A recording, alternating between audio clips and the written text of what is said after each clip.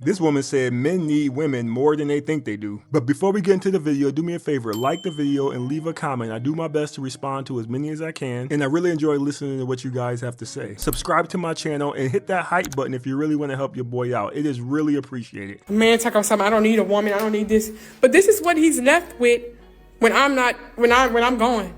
When it's time for me to pack it up, this is what he's left with. This is what he's left with, guys. But a man think he all this because he pays all the bills. This is what he's left with. This is what he's left with, guys. Decorations going out of the bathroom. Empty bathroom. This is what he's left with. I'm going to show you all of his things. This is all my things. I'm about to pack all this shit up, too. This is what he's left with, guys. This is what he's left with. This is all his stuff. This is his whole life. I just got one question. Are you leaving with your stuff? Are you going with the stuff that you're taking out of the house? Because if the answer is yes, he won, lady. I don't know what you're talking about. He is winning. I guarantee you if we heard from him, he'd be like, I feel like breakdancing.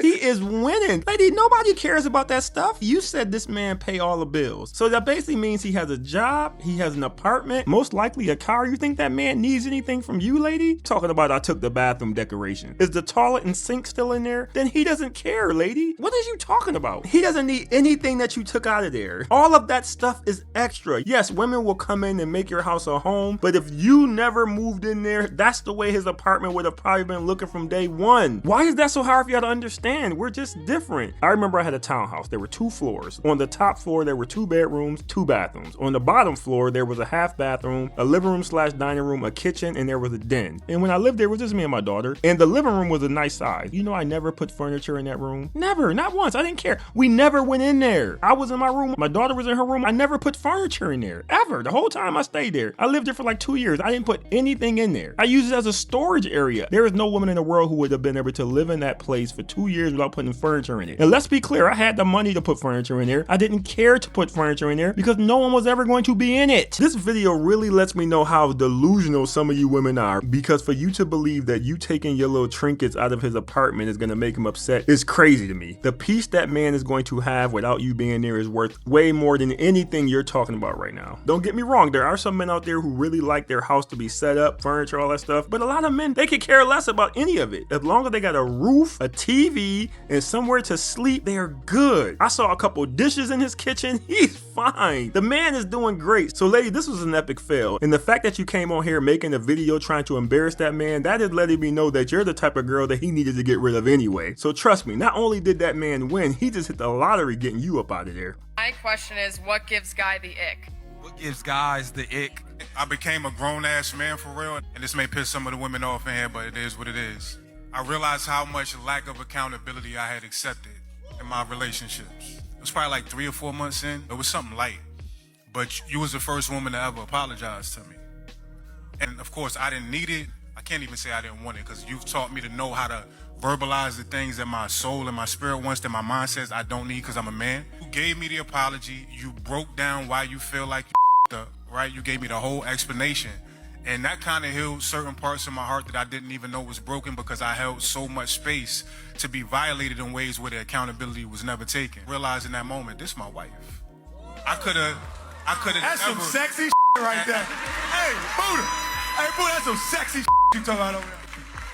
You my woman. And look, real quick, knowing what I know now and realizing there are women out here who can take accountability to that degree, looking back at that version of myself before I met my wife, I couldn't have continued to get into another relationship with a woman that could not say, my bad. And that is exactly where I'm at right now. I will not do it. There is no chance of it. If you cannot say I'm sorry or my bad or I apologize or I shouldn't have done that, I am good on you. I want nothing to do with that. I have no problem saying it's my fault. I have no problem admitting when I'm wrong. So if you can't do it, there's nothing we can do here. But I do want to give this man a shout out, because I believe he did something that a lot of other men mess up. He picked right, because I like his wife based on how she speaks on this show, listening to some of her views. values and how she talks about different situations, I believe he found a good one. And even listening to what he just said there, he didn't say, well, I saw her, she had a big butt, and that's what made me want to wife her. He said the fact that she was able to take accountability made me want to wife her. He said not only was she able to admit that she was wrong, she was able to explain what she was wrong about. You're not going to get that from a lot of people. That is something that I do when I'm in a relationship, because I want you to understand when I say I'm wrong, I'm not just saying it so you can shut up. I want to be able to explain to you what I'm wrong about, because I understand that can help the other person feel better about your apology. And they know because you understand what you did wrong, they know the chance of you doing it again goes down. So if I met a woman and she did that to me, I'd be shocked, standing there like, That's my move.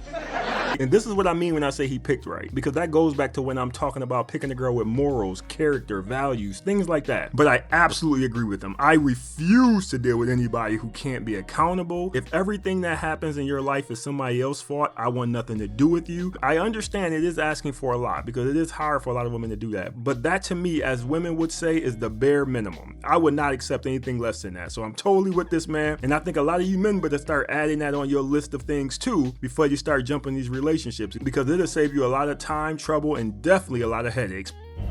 Before you text him first, just remember, it's a girl that don't have to. But she did anyway, and she's probably wifed up right now. So many of you women, all you care about is getting chased. But the fact is, when a man first meets you, he's going to put you in the category. If he sees you as wifey and then you text him first, the only thing that's going to happen is he's going to think you see him the same way. All you're doing is letting that man know you're interested, and he won't be wasting his time. If he sees you as a jump off, he will just believe it's going to jump off faster. But the simple fact is, who texts who first is not going to change that. And the fact that there are still grown women out here still worrying about the same stuff you worried about in high school is crazy to me. And these are the same women who are always screaming about they're tired of the games. But hey, y'all keep listening to these single ladies, in about 20, 30 years, the only thing you're gonna be chasing are those cats around your apartment. I'm just saying. Niggas will come on this and be like, oh, 30 niggas in your girl DMs and you don't think she replying to none? Nigga, no. I don't think she replying to none. That's why she my girl, nigga. Don't try to project your little weak ass humiliation kinks onto me. You mad because your girl was a whore, nigga. You pick wrong.